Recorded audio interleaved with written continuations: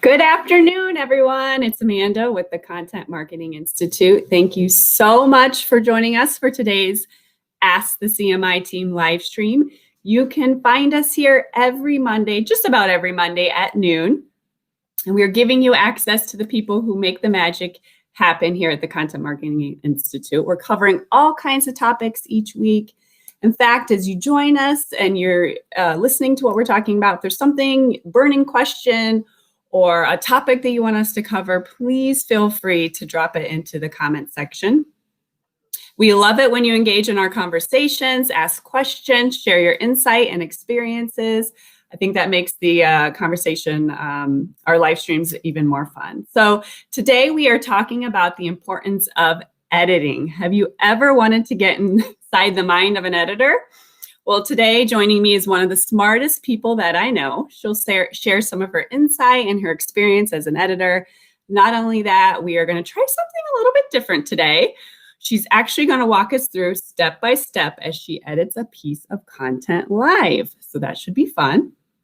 I see some of you are starting to check in right now. Please feel free to drop in where you're joining us from. Say hello. I see we have someone from India, Toronto.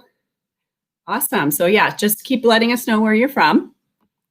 So behind every great writer is an editor. So our question of the day is, what are the benefits of working with an editor?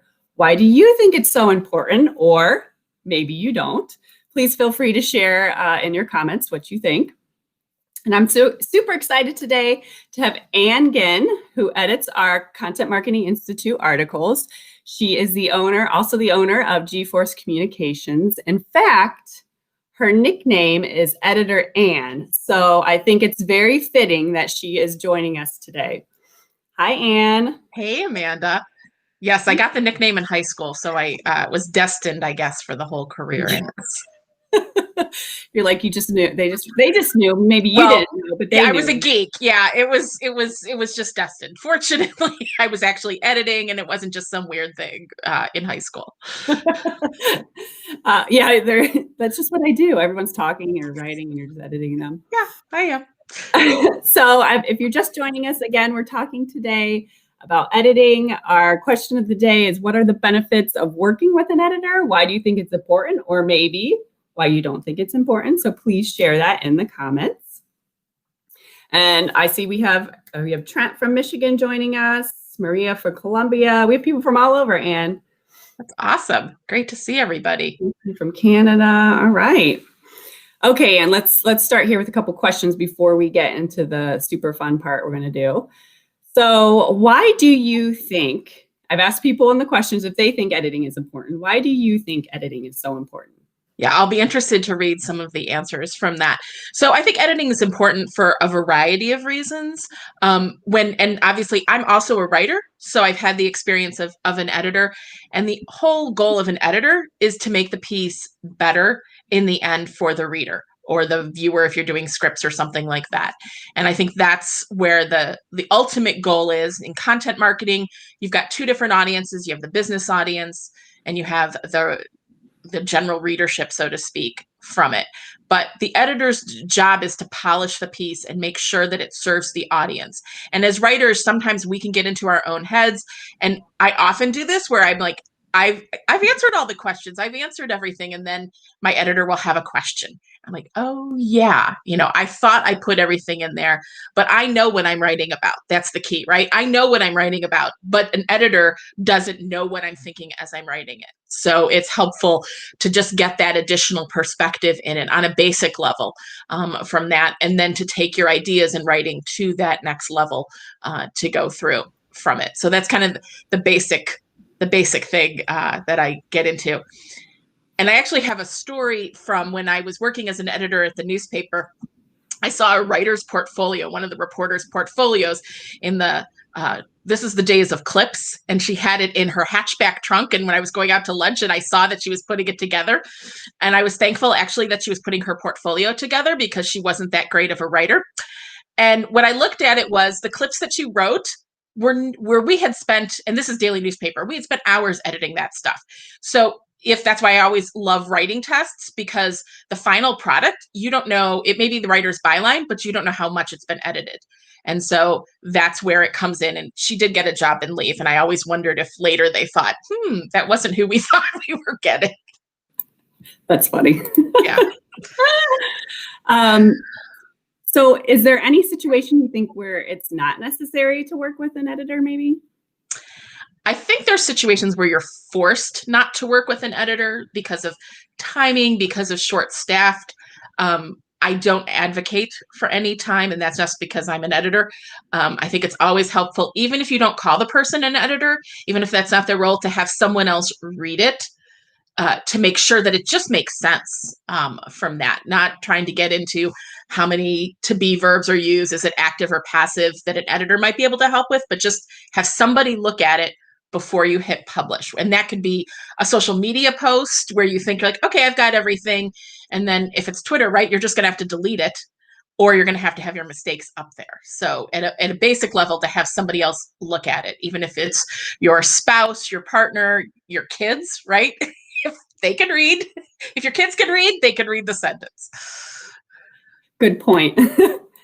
I have a question here from, I hope, Inga, I believe. As a writer, how do I get better at editing my own work? Resources, training, anything like that you would suggest? First of all, just knowing that you need to get better and you want to improve is actually your first step. It sounds like that's obvious, but sometimes writers get too precious about their own work and think that every word is perfect, and they don't have to they don't have to learn more. They know how to write. And that's one of the challenges, right? We're taught from elementary school about how to write sentences. So everybody thinks that they can write.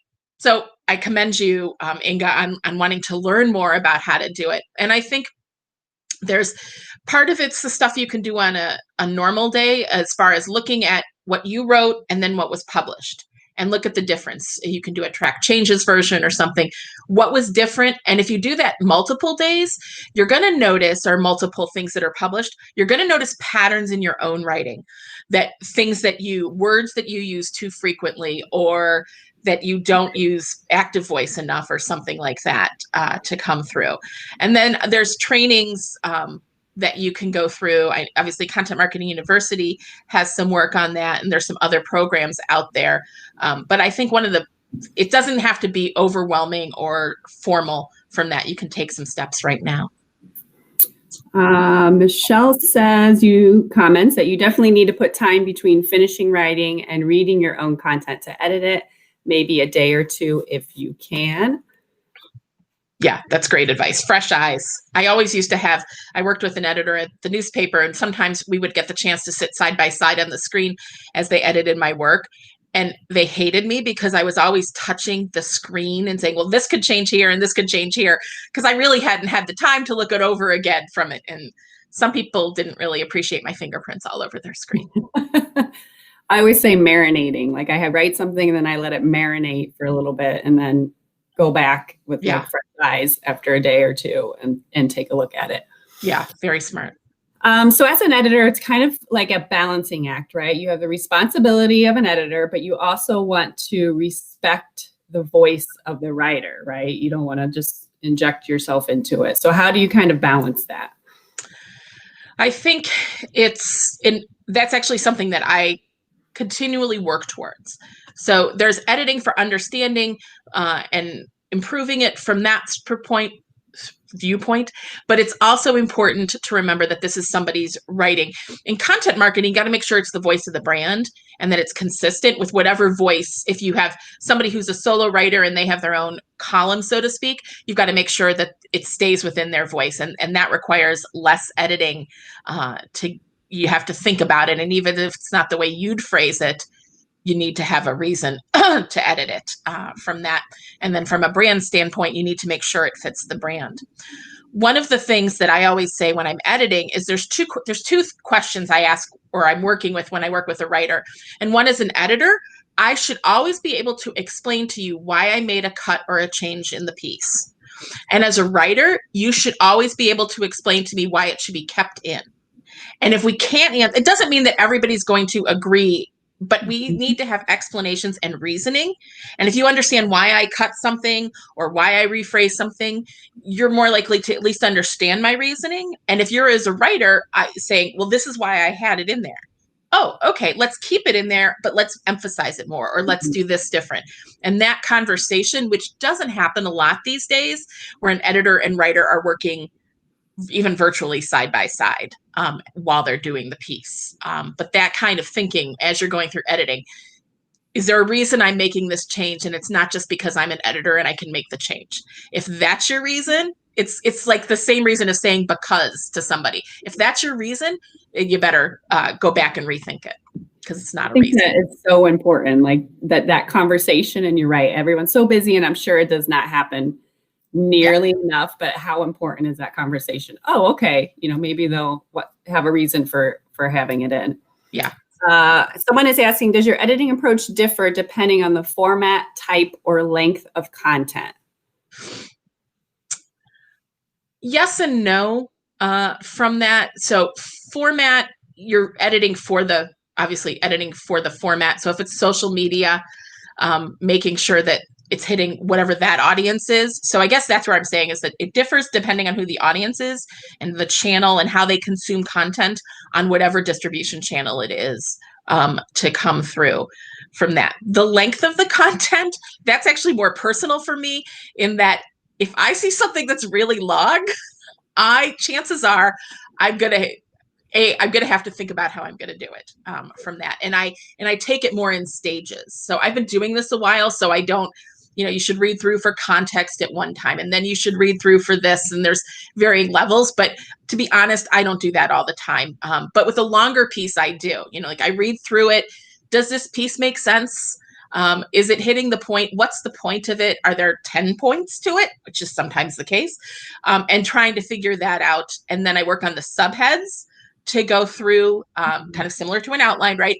Does it make sense? If there aren't subheads, what subheads can I go in there and write to tell the story through the subheads, not just through the paragraphs from that? So that's the quick version. People are saying, communication's key between a successful partnership between a writer and editor. Michelle says if there's a significant cut, she always explains why she thinks it should be left out. It just can't be because I'm the editor. It's like because I'm the parent, right? Yeah, you right. gotta hopefully you have a reason behind it to be able to explain and educate to go through. Well, the other thing I'd suggest is writers, ask your editors if something got even published. I edit a lot for Content Marketing Institute, and we rarely get a question from a writer or to try to understand the edit, and we're happy to explain it. I mean, there's a reason we did it, but in that process, I'm not working directly with the writer through most of the time, and so feel free to ask the question of your editor of why. Not accusatory. How dare you change this word that I wrote and took 10 hours to find in the dictionary, but have a conversation. Right. How important. Yeah, that will just help you improve your writing for next time. Yep. All right, so now the fun part. Anne is going to take us through some live editing of some content. Yes, I think you're going to let me share my screen. Yes. And then to do that. And so as we're getting prepped for that, I'm taking you through a couple examples. So not from an article from beginning to end, because that would involve, I couldn't see it all on the screen, and you'd go to sleep. I'm hoping you don't go to sleep for this part. So we're going to hit on a few areas of looking at a lead, some how to tighten your language, and that's how I love to tighten and cut. So just so you know that those are two of my favorite things in editing, not because I want to cut what the writer said. It's actually when I do, when I'm going through stuff, when I'm going through my own writing, I will go back and cut. I find that's helpful. It's like I write everything in there, and I was just advising my nephew who's writing college essays. I'm like, just write everything down and then go back. It's easier to pull back than to add back into it from that. So I think, yeah, we're trying to get this. So So hang on a second. But But a tip that someone shared earlier, which is something which they tell you to do. I used to work in TV news and was a producer or writer. So is reading it out loud. Like, I think for any writing, whatever it is if you don't have an editor to work at least read it out loud so you know what it sounds like. Because sometimes we all know we get inside of our head. So, just reading it out loud and you will catch all kinds of stuff doing it that way. Which may be where we're going to go in a second. Because for some reason, it doesn't like my screen. It's not allowing me. It keeps giving me the message not to share. So as we're going through this, I'm just going to start to respect everybody's time. And then we can post these later. We'll post them on our channel so you can see some of the before and after to come through. So I ask you to close your eyes and listen as my voice reads this to you, and we can get into it, and I can go over some things to come through. So, and actually reading aloud is one, like as Amanda was saying, reading aloud is a great tip to catch your stuff. And in fact, there's some new features with Microsoft Word that will read it. It's an accessibility issue, so that for those who need to hear the words, who have sight issues, but it's a great sheet actually for editors to go through. So I'm going to take a breath before I read this, and then we'll go through. Despite the fact that there are more marketing tools, channels, and distribution options than ever before, there's no doubt that online marketing is harder now than it ever has been. The sheer number of marketing technology tools is overwhelming. Cost-effective channels get saturated very quickly. And since there is a multitude of choice, a multi-channel approach is almost always necessary. So that was a 60-word lead. And actually, I'll go to the group. Can anybody who was listening tell me what the point of that piece was going to be from that? We'll wait a second from that. And I'll read it again too. Despite the fact that there are more marketing tools, channels, and distribution options than ever before, there's no doubt that online marketing is harder now than it has ever been. The sheer number of marketing technology tools is overwhelming. Cost-effective channels get saturated very quickly. And since there is a multitude of choice, a multi-channel approach is almost always necessary. Someone says sort of. That's what I was thinking. Sort of. Yeah, sort of, right? And hearing it actually is a good way to go, oh, okay, that's overwhelming. It's a ton of words, and I don't even know what it means. So there were 60 words in that version, and there were 7 to be passive voice. There wasn't an active voice verb in the whole thing. And so even despite the fact that there are, if you're just looking at that sentence, you could go, there are more marketing tools. Despite the fact that there, or even better, despite the fact that there are, you could take all of that out and say more marketing tools, channels, and distribution options exist than ever before, period. So you think about how to weigh, and if you see there are, this is, those kind of keywords clue you that you can rewrite the sentence and give it an active verb in most cases. And what I'm saying is in most cases, still use your mind, right? And sometimes it doesn't work. It sounds worse, but most times you can take that kind of stuff off. So here's where I cut the 60 words to 17, and it to be the overwhelming number of technology tools, channels, and distribution options indicates the necessity of a multi-channel approach.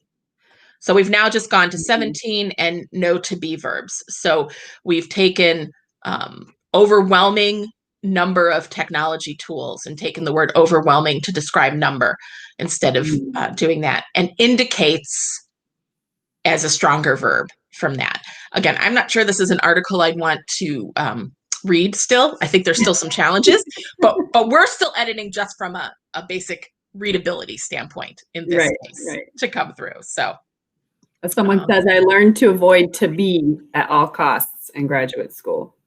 Yes. Well, good. Then your graduate school was worth the price tag. Yes, I have a problem myself with active voice.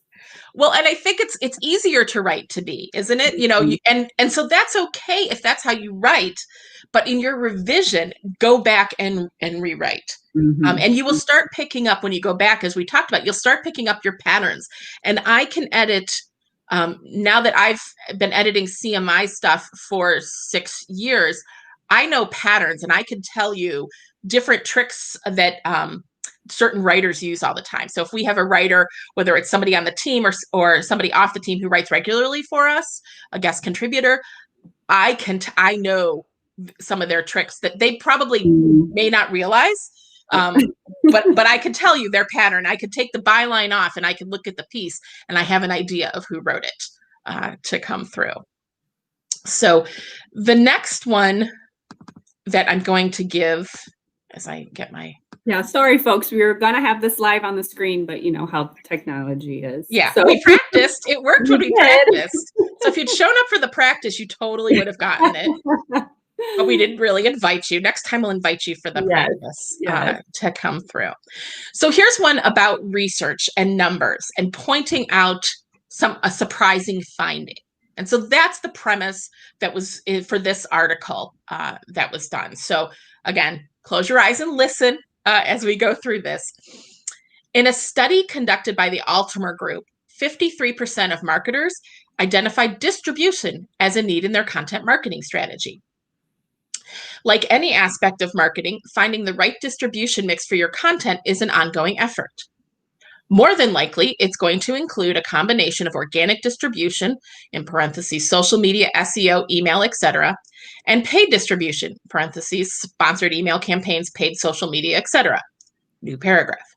But when we take a closer look at the data, many marketers are only leveraging one side of the equation. That same study shows that only 26% are investing in distribution. Moving forward, this is going to have to change, especially as various channels evolve and become more saturated, making it difficult to cut through the noise. I have a feeling by the time I got to the point where we say, when we took a closer look at the data, you forgot what the data told us to begin with. Whether you're listening or reading, you have to go back up and say, oh, 53% of marketers identify distribution as a need in their content marketing strategy. And then the author goes on to illuminate all the things they know about distribution strategies, the tools and things like that. That's wonderful, but you don't have to tell the reader that. Get to your point.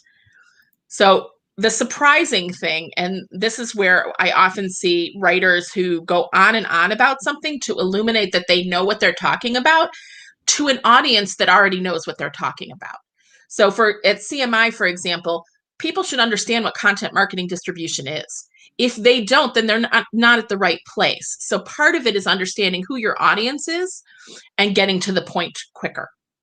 And so the revision of this is, in an Altimer Group study, 53% of marketers identified distribution as a need in their content marketing strategy, but only 26% are investing in distribution. Marketers need to change this if they expect their brands to cut through the noise on saturated channels. So get to your news, get to the surprise. If you're going to have the surprise in your lead or the unexpected fact, get to it quicker, or even just get to the point quicker. It takes a lot to write a really great narrative that will keep people reading without getting to your point. So if you're writing that kind of narrative, that's great, but know that you're writing it for that. Otherwise, get to the point, because your reader's going to be gone. Forget the saturated channels. Your reader's not even going to go past the next paragraph because they don't see what's in it for them. They don't get it. Right. Verica is asking, as an editor, do you have to perform SEO to optimize the content while you're going through it? It depends on my clients. At the Content Marketing Institute, I'm not specifically focused on SEO optimization from that. But what I do with most clients, goes back to the basics of good writing and quality writing and Google's EAT with expert, authoritativeness, and trustworthiness. I got it. Making sure the content has all that. So if I'm quoting a study, or if we're editing something that quotes a study, that the study is recent or relevant, or that it says what the writer says. It's not a game of telephone where it diminishes the effect by the time it gets in there and the writer has interpreted it differently. That's a big one that we find. is that they're linking to a site that quotes the stat, but they don't go to the native source for the stat, and the interpretation is different. So I focus more on the 8 principles of Google than getting into the nitty-gritty of SEO. Gotcha. How many times do you get a piece and you're like, oh, this is really good, I don't even have to do that much? Do you get that very often? I'm just curious. It depends. There a few times, so it really depends on the person who's coming in. Not so from a guest blogging standpoint, with the guest contributors, not that often. We reject a lot, and I know Kim Moutsos has talked about our guest blogging post from that. So we reject a lot, and what we accept still has a lot of editing to go through, in part because the writer isn't as familiar with our form, and they don't know what we've written about before. So they don't know that 2 days ago we just did an article on video that quoted the same stat and had a similar lead. Even though theirs is interesting and different, we've got to change it up. So it's not always the writer's fault, isn't the best word, but it's not always the writer's fault in that case. It's sometimes the context of, they don't know the broader context of what we've already published or are planning to publish in the next few weeks. Gotcha. That's so true. Let's see. Joshua says, don't just use active voice. Going back to our conversation earlier, try to begin your sentence with the most interesting noun. What he's suggesting, and try to include a visual if you're explaining stats when you're writing. Yeah, and that's a great point that he makes, because often writers get into the words, and while I talk about getting too precious with your words, but part of it is also what could be illustrated by your words from that, and when is it better to illustrate than to just talk from that. So even it's as simple as, and it can supplement, it doesn't mean exclusive to that, but how can you illustrate something, processes, stats to go through. We've been talking workflow, those kind of things. And obviously visuals, people love visuals from that far more than words, which can be saddening to writers, but it's all about the audience. It's all about the audience. So graphics are important. Yes. All right, Anne. Well, this was great. It didn't quite work out as we had hoped, but we'll do it again sometime. Yes. And if you'd like more editing tips, Anne says editing and proofing are not the same thing. So you can check out Monina will put up this link to a blog post that she, or I think it's in the comments too, a blog post that Anne put together about proofing and editing not being the same thing. Yeah. So thank you, everyone, for your comments. And like I said, it really makes it when you guys engage with us and ask questions. Hopefully you found this helpful. We will be here next Monday at noon right here for another Ask the CMI Team. Thank you to Anne so much for sharing your wonderful knowledge with us. And she edits our blog, but also has her own G-Force Communications if you want to learn more about what Anne does. And of course, thank you to Monina, who's behind the scenes working today. We appreciate all of her help as usual. So I'm Amanda. We'll see you guys back here next Monday. Thanks.